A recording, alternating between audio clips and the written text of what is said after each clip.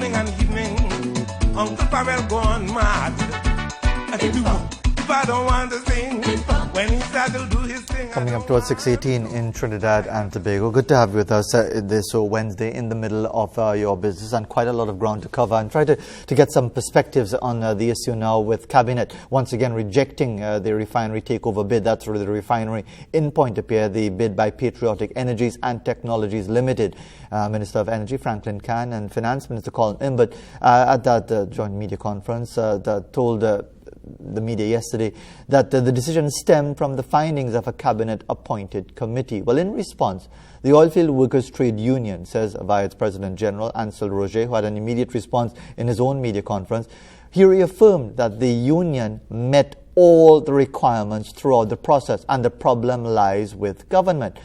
Well, let's get a perspective now from the leader of the Movement for Social Justice, David Abdulah, long-time involvement in the trade union movement, especially with the OWTU. David Abdulah, good morning to you. Thanks for making yourself available to speak to us this morning. Was this inevitable? Morning, Fazia. Morning to all of your viewers and listeners. Well, given the nature of the government, perhaps some people would say it was inevitable that the cynics would say they were never serious about having the OWTU's company Patriotic acquire the refinery. So that might be one explanation. But in terms of the actual process that took place, it was not inevitable, and except for the issue of these mortgage holes on the refinery assets and that of Pierre, which are the port and tank farm and associated assets there.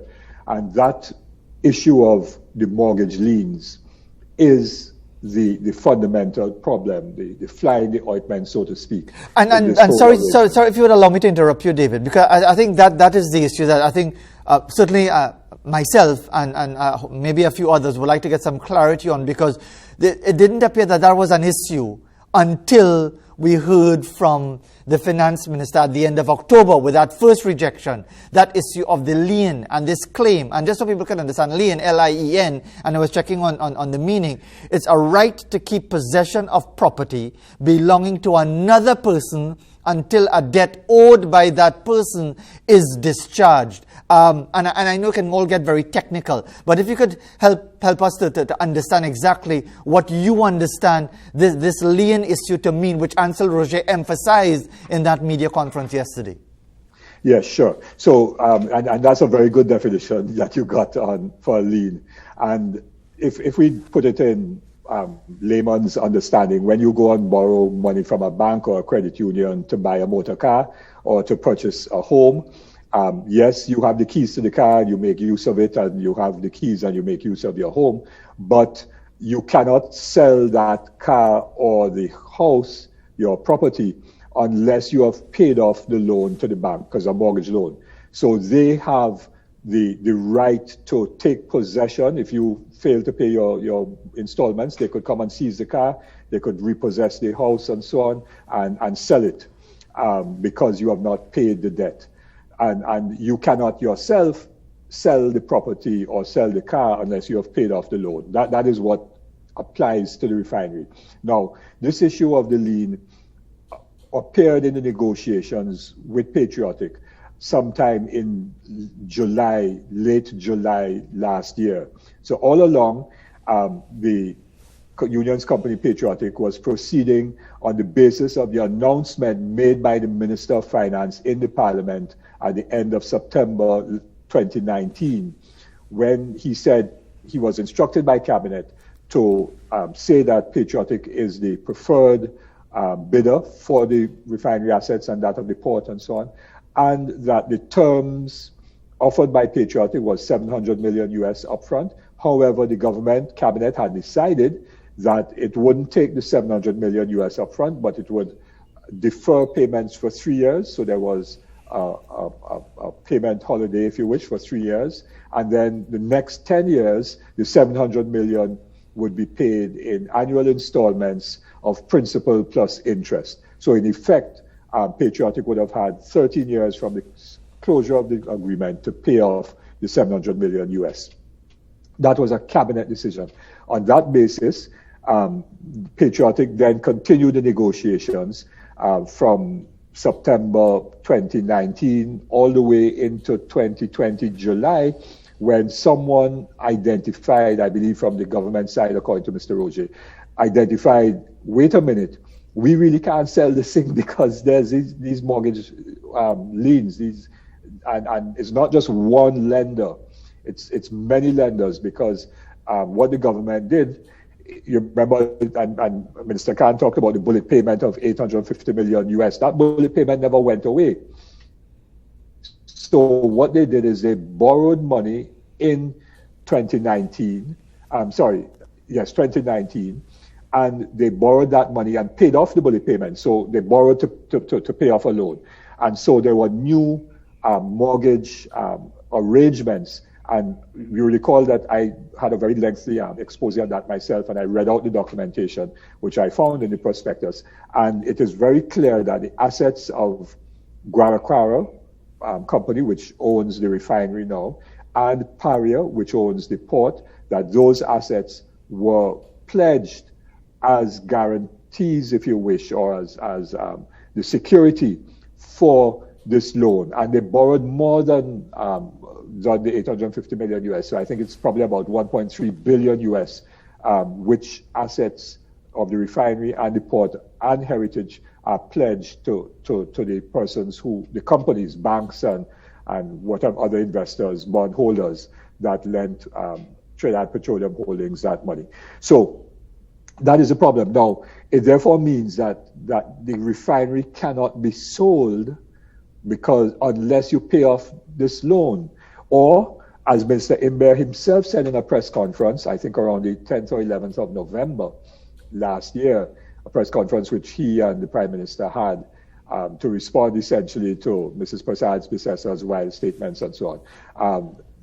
Minister Imbert said, listen, this issue of the mortgage loans is no big deal. It's not a problem. It wouldn't hold up the negotiations on the sale because the government could seek to have the mortgage liens assigned to other assets other than the refinery and Pierre. And therefore, the refinery and Pierre would be free of any hold by any lender, and therefore could be sold to Patriotic. And it was in that context that Patriotic obviously then continued the negotiations with the evaluation committee in November. And from what Mr. Roger said, the evaluation committee indicated that in accordance with what the Minister of Finance said very publicly, the issue of the mortgage liens would not be an issue, and therefore Patriotic said, listen, our preferred option for the purchase is what the Minister had said were the terms as announced in Parliament, as decided by Cabinet in September of 2019. Namely, no payment for 3 years, and then a 10-year repayment of principal and interest of the $700 million US. Now, neither minister yesterday spoke to that preferred option. Neither of them said that was still on the table by the government. And that was the government's decision. Mr. Imbert kept saying, well, Patriotic offered $500 million US, which was a net present value of the $700 million over the 13 years and so on. And he kept referring to that offer. But that was not the only offer by Patriotic. Patriotic insisted that its preferred offer was what the government had decided and announced in Parliament in September 2019. And the question is, why hasn't the government accepted that offer? And if they haven't accepted the offer, it is because, and Mr. Imbert needs to say that, it's because he was unable to get the bondholders to shift the mortgages off of the refinery and Pierre. And if that is the case, he should say so, because it means, therefore, that nobody could buy the refinery unless that loan is paid off. And David, Abdulah, I understand, and it can all get very technical, but I just wanted to ask this question. Is it reasonable to think that in the midst of all these negotiations that would have been going on for months, from September 2019, that with all the lawyers and technocrats and so on involved in a process like this, which I'm sure is very involved and very detailed and way over the head of lay people like myself, is it reasonable to think that they would not have known that there were these liens, that there were these claims on the property until a few months deep into the negotiations? Yeah, that is the $1 million question, obviously, and somebody should be held to account for that. Certainly from the government side, they should have disclosed, whoever was the government's negotiating team, they should have been aware of that and should have disclosed that to Patriotic's negotiating team so that the negotiations could have proceeded in a fair way. So what in fact was happening was, in trade union parlance, bad faith negotiations. That you negotiating with me a sale which you cannot conclude because you cannot sell it because you. And you as a don't trade fully unionist, own the David Abdulah, are property. you surprised by that? Given the fact, as you said, high-level attorneys, high-level persons were involved, I'm surprised that they did not identify that as an issue. Now, there seems to have been a gap because the Espionage board went out of office sometime in 2019 and a new board came in. But the Espionage board was the one that negotiated the liens and the new loan to pay off the bullet payment and so on. Now, whether there was a transfer of information from one board to another, if that didn't happen, then big people messed up big time, and they're the ones who are to be held to account. And it really is terribly unfair and wrong for this narrative, as if the union company Patriotic couldn't come up with the upfront cash, because initially they had planned to do so, but once the government said, no, we don't want any upfront cash in September 2019, they then no longer pursued that avenue. And it was only in October of last year when Minister Franklin Khan said, you remember he made that very short statement saying there are three issues, and one was the issue of the cash payment. And that was when that came back on the agenda, and then Patriotic had to scramble now to see if they could raise $500 million US. That is not an easy thing to do in the global environment. But in relation to that, if you would allow me, David Abdulah, it appeared that Colin, but the finance minister, identified a letter from RBC which basically said that RBC would be interested in that without any details. I mean, no reasonable organization would go with that. Yes, I understand that. And remember, that was in October. So when Minister Khan made his statement on the 31st of October, when it was saying that Patriotic's bid was rejected and identified the need for this upfront cash, and the Prime Minister then gave another month, Patriotic then had to try to see if they could get some financial institution to indicate that they would be willing to engage in a process to lend $500 million US. And they got RBC to give that letter of interest. But RBC is not going to make a commitment in a week's time for $500 million US unless they themselves do a due diligence on the assets, determine what are the requirements of all the bondholders, because not just one bondholder for those assets, how are those things going to be discharged and so on. Because Minister Imbert was very blasé yesterday and said, well, if you pay off the $500 million US, the liens will disappear. That's not true, because the liens are for more than $500 million US. More than $500 million US was borrowed. So even if $500 million US was paid, it doesn't mean to say that the liens will automatically disappear. And so RBC gave an initial indication of interest, but could not make a firm commitment until more details were entered into. So that is what happened. So it's really unfair of Minister Imbert to be waving RBC's letter and saying, well, that can't fly. The Patriotic was well aware that was not sufficient, but it could only be sufficient if the negotiations could have proceeded in a way that would have given RBC some certainty that their $500 million US loan would have been secured. And therefore, David Abdulah, the question has to be asked based on, and again, you know, I've accused the OWTU, the trade union, of hypocrisy in this matter, that we only getting information drip because of the non-disclosure agreement. Can we assume, based on as the information is gradually coming out, that the government was not acting in good faith in this entire arrangement from the very outset? Well, yes. I mean, if you compare what Minister Imbert's statement was in Parliament at the decision of Cabinet in September 2019 to the position now, that they have shifted the goalposts from no upfront cash to now saying they needed some upfront cash payment. The fact that there was no disclosure of the mortgage liens and the implications of those mortgage liens to Patriotic for perhaps about 9 months, there was no disclosure. That would indicate bad faith negotiations in my view. And the question arises as, was it deliberate bad faith negotiations, or was it just bad management of the process on the part of the government? And I want to throw in a couple other issues now. Sure, we have some time still available. Go right ahead. Yeah, sure. I want to raise the issue. Minister Pierre was very gung-ho in the early days of 2019 when they announced Patriotic as being the preferred bidder, saying, it's only the PNM, you remember that speech, it's only the PNM that would consider shifting labor from being traditional trade unionists to be the owners of capital and so on and so on and so on. Remember that? Not a lot of garbage. And no, if that in fact was the government's policy, why then have you not continue to pursue it? Because there are other options. If the mortgage liens were problematic, they could have said, all right, let us look at a lease arrangement. Now, I don't know if Patriotic offered that, but I think both ministers yesterday referred to the fact that it was either sale or lease. So why not pursue a lease? If you cannot sell it because of the mortgage liens, why not lease it to Patriotic for them to run? Now, true, Trafigura has committed, and both ministers said that Patriotic has a firm commitment from Trafigura for $500 million US, which is the startup money that is necessary to refurbish the refinery and get it into a state of readiness and a state of a condition where it is safe to start. And Trafigura had committed that.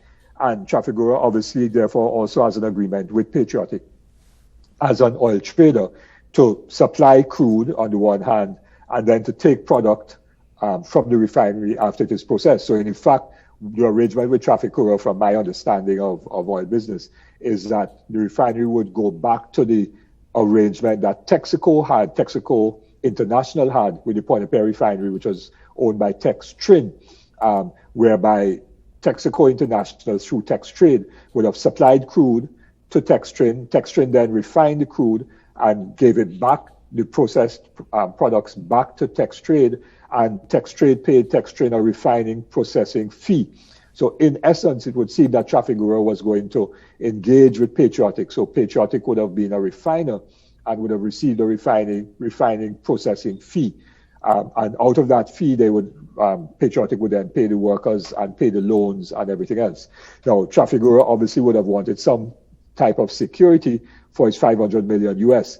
And that could have perhaps been arranged with the other bondholders, I don't know, to make sure that some assets were pledged against that $500 million US. But everything else was in place other than that quote unquote upfront cash payment. And in that regard, the issue is the government still committed to having workers and their representative union being owners of significant capital in the country? Or have people said to the government, listen, we can't have an OWQ owning an asset and engaged in an economic activity that is turning over billions of dollars every year, which would rival in size the conglomerates locally, and therefore put the union on the same footing as Ansa Makala or a Massey Group, as the case may be. And we don't know if there are people within the cabinet, within the evaluation committee, or within that negotiating committee, who are ideologically opposed to workers and the union owning such significant capital, and whether that has been a major fly in the ointment as well. And of course, that is speculation. But in the time that we have available, I just want to present to you a fact, David Abdulah. At the very start of this thing, we were told that Patriotic was the preferred bidder because they wanted to pay $700 million US up front. Am I correct on that? Am I correct? That is correct. Right, $700 million US up front.